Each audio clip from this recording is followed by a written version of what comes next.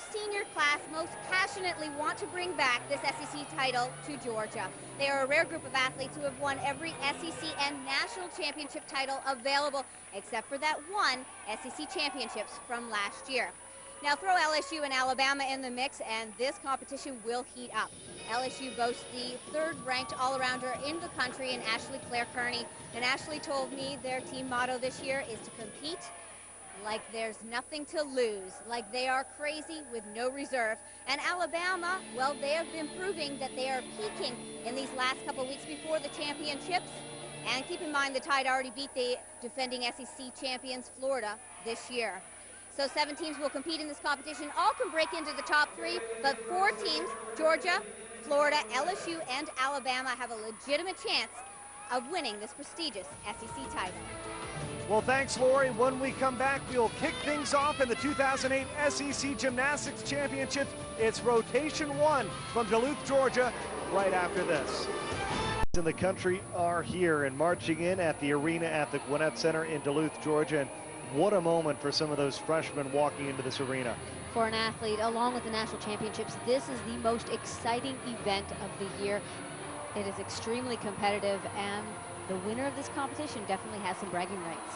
Some anxious moments tonight, but also some anxious moments last night as the competitors found out which apparatus they would get on first.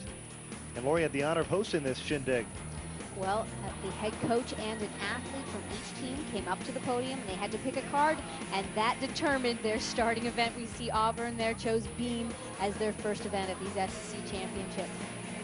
Georgia, the Bulldogs, will finish with a bye in this competition, and the Florida Gators, the defending champions, they'll follow them around in the competition in what has become the strongest top-to-bottom conference in the entire country.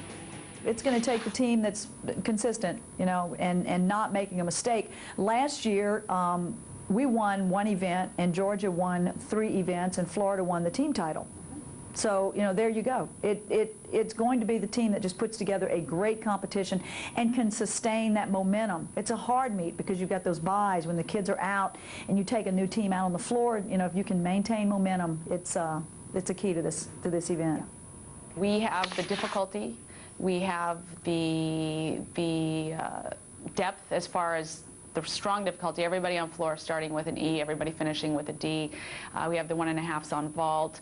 Those things we're not concerned with, but what we do have to do is stick those landings, because it doesn't matter how much difficulty you have if you're not completing the execution. So that's what we're looking for. Yeah. You know, maybe it's just subconsciously, I want our team to be prepared for the most difficult thing, which is starting on balance beam. That's where I would love for our team to start. If it's not there, we'll be happy, because I think that is the most difficult place to start. Great crowd on hand watching this championship and awaiting Rotation 1. And what sticks out for you here as you take a look at the draw? Well, we heard Coach Jocelyn mention that she prepared her team to start on the balance beam. That's what many feel is the most difficult event to start on because of the pressure that comes along with this competition and the pressure that's already there on beam. Georgia will start on floor, so they're going to need to come out with some good energy and some confidence there. 15 gymnastic championships for the Georgia Gym Dogs. They had won 3 in a row up until when the Gators took their title away last year. This is Grace Taylor opening up on floor. Talk about Georgia needing to show enthusiasm and energy in this first apparatus, but they also need to show control and precision on their landings. Excellent job there, and a whip back to a double pike. Now, an interesting element to these championships is all 4 apparatuses are going at the same time, so you'll hear cheers from some great performances on all the events. Second pass is a clean one, a double back. Many call this competition a pressure cooker. It's a 3-ring circus out there. 7 teams are competing. Each team has 3 buys. Georgia will finish on a bye, something that they were not hoping to draw. They prefer to be able to be out on that competition floor and competing for the SEC title. Well, for the Gym Dogs, Athens just about 50 minutes away, so you'd like to have that crowd behind you for that final rotation. And Grace is always a crowd favorite when it comes to the Georgia crowd. She has a great personality, extremely bubbly. They're finishing with a 2.5 twist, a little step out on the landing, but overall 3 solid passes. and great showmanship. Nice start for the Georgia Gym Dogs and Grace Taylor. Now, Grace doesn't have one of those impressive E-level skills, which is one of the most difficult skill levels you can do in college gymnastics, but all 3 passes were of a D level, including this opening pass, which she also added a whip, so she gets combination bonus. And a score, 9.85. LSU is up next on the bars. They have 1 SEC title, and they're not holding back anything at this year's championship. Through this year, Didi's been saying that, you know, the times where we don't think about who we're competing against are the times that we do really well. And I think the times that, you know, we're like, okay, we're going against Georgia, our whole mentality is different, so we should get scared because, oh, they're ranked higher than us, therefore they must be better than us, when that necessarily is not the case. But this week, that's why Didi instilled that in our head. You know, compete like a crazy. Go out there and compete. It doesn't matter who you're against because we don't have a defense. We can't do anything about what the other teams do. So if we focus on what we're doing, stay relaxed, and compete like we know how to do because we do it every day, then we'll be successful. It's a very smart approach. You can only control your own performance, and holding back in gymnastics only makes things go wrong. Well, we will see Ashleigh Clare Kearney a little later in this program. She's one of the top all-arounders in the entire country. Right now, it's Susan Jackson on the bars. Finishing a nice blind change to a Jaeger. There's a bail to handstand, down to the low bar. Excellent job hitting that vertical handstand out of the bail, and that final handstand before the dismount.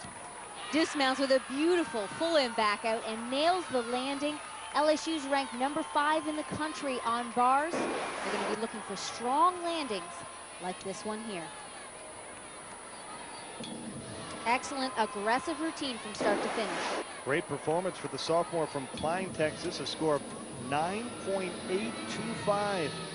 Now here's our first look at Ashleigh Clare Kearney. During the regular season, she posted a 10 on both the floor and the vault at Michigan State in the same meet. And her top score on bars is a 9.95. Both Susan and Ashleigh Clare Kearney have been LSU's rocks this year.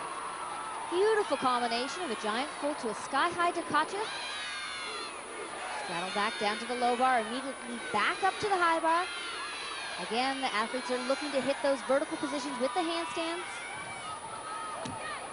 Beautiful full twisting double back dismount, just a slight movement of her left leg on the landing.